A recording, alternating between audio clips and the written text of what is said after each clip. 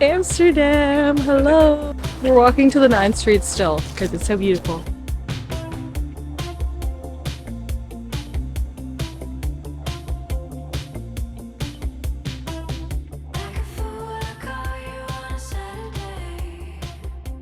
This is outside the Anne Frank Museum.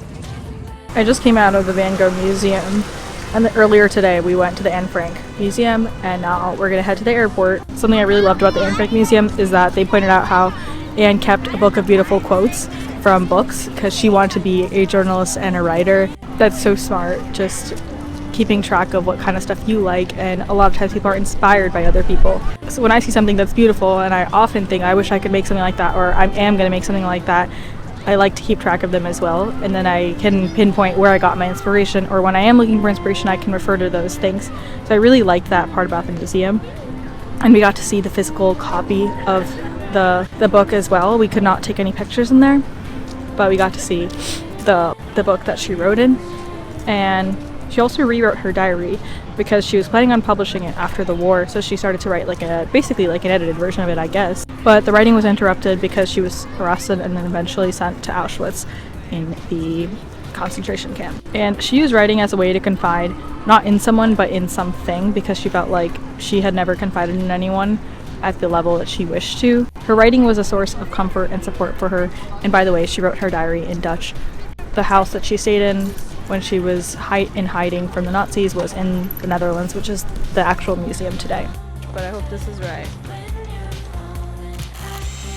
I didn't know you could set self-timer on that. That's crazy. Yeah, not all of them come with it.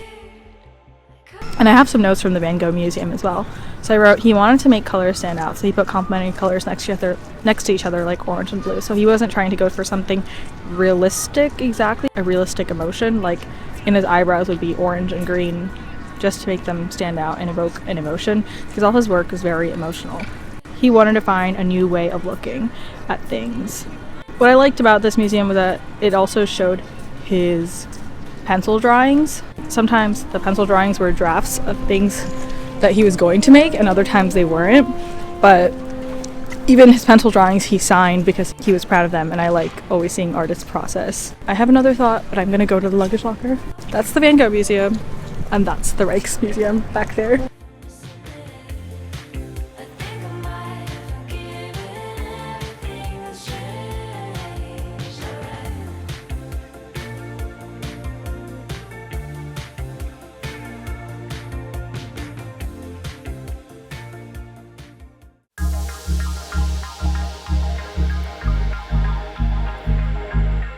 So I went to the Kilo shop, and the selection was really good. Prices were like a little bit expensive. I ended up getting one thing for 26 euros. Honestly, not worth it. My impressions of Amsterdam is like, I love how everyone's biking, and the funny thing about the thrift store right now was just that there were so many like parents and kids in there, which is something I've never seen, and kids of all ages, like from 4 to like 25 with their parents. I thought that was so interesting because whenever you go to those hipster places, it's always like young people and hipsters and whatever, but these were like a full range of ages. They had a lot of good stuff, but it was just expensive, or like if something doesn't fit me perfectly and it's expensive, then I'm definitely not gonna get it. I'm going to another Kilo store after I go to a secondhand bookshop first.